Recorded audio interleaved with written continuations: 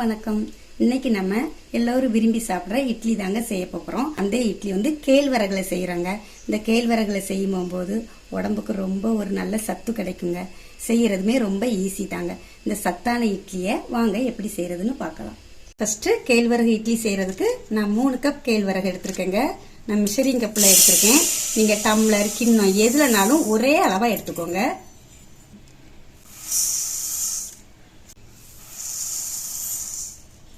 இது கூடவே 1 கப் அரிசி எடுத்துருக்கேங்க. நீங்கள் எந்த இதை வச்சு அளந்து எடுக்கீங்களோ அதே அளவு வச்சு எல்லாமே அளந்து எடுத்துக்கோங்க. நான் வந்து நார்மலாக சாப்பாட்டுக்கு யூஸ் பண்ணுற அரிசி தாங்க எடுத்திருக்கேன். நீங்கள் இட்லி அரிசி இருந்தாலுமே அதை கூட எடுத்துக்கலாம். இது கூடவே உளுந்தும் 1 கப் சேர்த்துக்கலாம். கூடவே 1/2 ஸ்பூன் வெந்தயம். இப்போ இதில் நல்லா தண்ணி விட்டு ஒரு 4 நேரம் கழுவி எடுத்துக்கலாங்க.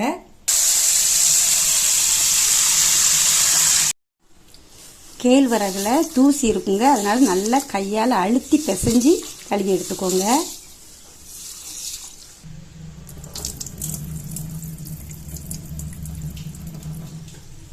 அவ்வளோதாங்க, நல்லா கழுவி எடுத்தாச்சு. இப்போ இது ஒரு 6 மணி நேரம் ஊறட்டுங்க. அதுக்கப்புறம் மாவு அரைச்சி எடுத்துக்கலாம். 6 மணி நேரம் ஆகுதுங்க. எல்லாமே நல்லா ஊறி வந்திருக்குது. இப்போ அதை அரைச்சி எடுத்துக்கலாம். நான் அதிகமாக எடுத்துருக்கிறதுனால கிரைண்டரில் போட்டு அரைக்கேங்க. நீங்கள் கம்மியாக எடுத்துருந்தீங்கன்னா மிக்சியில் கொஞ்சம் கொஞ்சமாக போட்டு அரைச்சி எடுத்துக்கோங்க.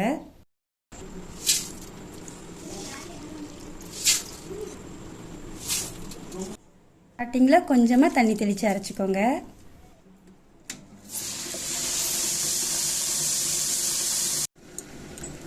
மாவு டைட் ஆகும்போதெல்லாம் எடையாக தண்ணி கொஞ்சம் கொஞ்சமாக விட்டு அரைச்சிக்கோங்க. கூல் வாட்டர் இருந்தால் அதை விட்டு அரைங்க. நல்ல மாவு பொங்கி அரைஞ்சி வரும்.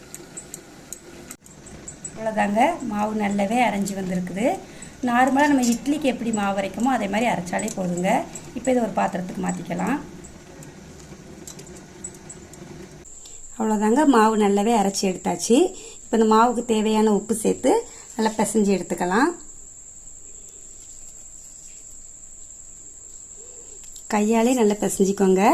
அப்படி பிசையும் போது நல்லா பொங்கி வருங்க. இல்லைன்னா உங்களுக்கு கரண்டி வச்சுனாலும் மிக்ஸ் பண்ணி எடுத்துக்கோங்க. எதுனாலும் பார்த்து செஞ்சுக்கோங்க. மாவு கட்டியாக தெரிஞ்சதுன்னா இந்த டைமே உங்களுக்கு தேவையான தண்ணியை கொஞ்சமாக சேர்த்துக்கோங்க. இட்லி மாவுக்கு எப்படி வச்சுருப்போமோ அதே பதம் இருந்தால் போதும். அப்புறம் அவிக்கிற டைம் தண்ணி சேர்த்துக்கக்கூடாது, அதையும் பார்த்துக்கோங்க. மாவை நல்லா மிக்ஸ் பண்ணி வச்சாச்சுங்க. இது குறைஞ்சது ஒரு 8 மணி நேரமாவது இருக்கணுங்க. அப்படின்னா தான் நல்லா புளிச்சு இட்லி நல்லா சூப்பராக வரும். கொஞ்சம் மாவு வைக்கும்போது இவ்வளோ கொஞ்சம் கேப் இருக்கணும், ஏன்னா பொங்கி வெளியில் வந்துடக்கூடாது. அதையும் பார்த்து செஞ்சுக்கோங்க. நான் நைட்டு தாங்க மாவு அரைச்சிருக்கேன், அதனால எனக்கு வந்து காலையில் எடுத்து இட்லி வைக்கிறதுக்கு கரெக்டாக இருக்கும். நீங்களும் டைமிங் பார்த்து வச்சுக்கோங்க. இப்போ இதை மூடி போட்டு வச்சுக்கலாம். 8 மணி நேரம் ஆகுதுங்க. பாருங்கள் மாவு எவ்வளோ அழகாக பொங்கி வந்திருக்குன்னு. இதை இப்படியே லைட்டாக மெதுவாக கிளறிட்டு இட்லி தட்டுக்கு ஊற்றிக்கலாம். ரொம்ப அழுத்தி கிளறாதீங்க, நைஸாக மெதுவாக கிளறிட்டு அப்படியே இட்லி பாத்திரத்துக்கு மாற்றிக்கலாம். நான் துணி போட்டு தாங்க அவிக்கிறேன். நீங்கள் எண்ணெய் தடவி அவிக்கிறதா இருந்தாலும் அவிச்சுக்கோங்க.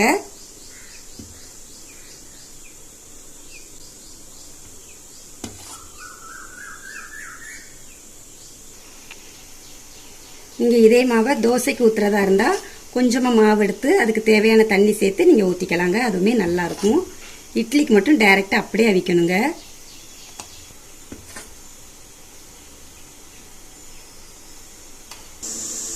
இட்லி பாத்திரத்தில் நல்ல வெந்நி கொதிச்ச பிறகு தாங்க வைக்கணும். பாருங்கள், இது இப்படி இந்த கைப்பிடியே நேராக ஃபஸ்ட்டு இதை வச்சோம்னா அடுத்து வைக்கிற தட்டை கிராஸாக அப்படி வைங்க. அப்படின்னா தான் மேல் தட்டில் உள்ள தண்ணி கீழ்த்தட்டுக்கு வடியாது. இப்போ இதை மூடி வச்சுக்கலாம். இது ஒரு 10 நிமிஷம் வேகட்டுங்க. 10 நிமிஷம் ஆகுதுங்க. இட்லியும் நல்லா வெந்திருக்குங்க. இப்போ ஓப்பன் பண்ணி பார்ப்போம். பாருங்க, அழகா இட்லி வெந்து வந்திருக்கு. இப்போ இதை ஒரு பிளேட்டுக்கு மாற்றிக்குவோம். இப்போ இதை கமுத்தி போட்டுக்கலாங்க ஒரு பிளேட்டில். இப்போ இது மேலே லைட்டாக அப்படி தண்ணி தெளிச்சுக்குவோம். தண்ணி தெளித்து எடுக்கும்போது தான் ஈஸியாக வருங்க. இப்போ இந்த துணியை மெதுவாக எடுத்துக்குவோம்.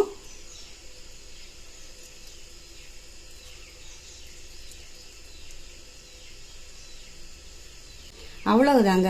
அரிசி மாவில் செய்கிற அதே இட்லி மாதிரியே பஞ்சு போல் வந்திருக்குங்க. பாருங்க எவ்வளோ சாஃப்டாக இருக்குன்னு. பார்க்குறப்பவே உடனே சாப்பிடணும் போல் இருக்குதுங்க. அவ்வளோ அழகாக வந்திருக்குது. இந்த கேழ்வரகு இட்லி செய்கிறதுலாம் ஒன்றும் கஷ்டம் கிடையாதுங்க. நார்மல் இட்லியே மாதிரி தாங்க. வாரத்துக்கு ஒரு முறை இதை செஞ்சு சாப்பிட்டா உடம்புக்கு அவ்வளோ ஒரு நல்லதுங்க. கைகால் வலி முட்டு வலி எதுவுமே வராதுங்க. அவ்வளோ ஒரு சிறந்த உணவாக இருக்கும். இதை உங்கள் வீட்டில் நீங்கள் கண்டிப்பாக செஞ்சு பாருங்கள். செஞ்சு பார்த்துட்டு எப்படி இருக்குன்னு கமெண்டில் சொல்லுங்கள். இந்த வீடியோ பிடிச்சிருந்ததுன்னா நம்ம சேனலுக்கு சப்ஸ்கிரைப் பண்ணுங்கள். நன்றி.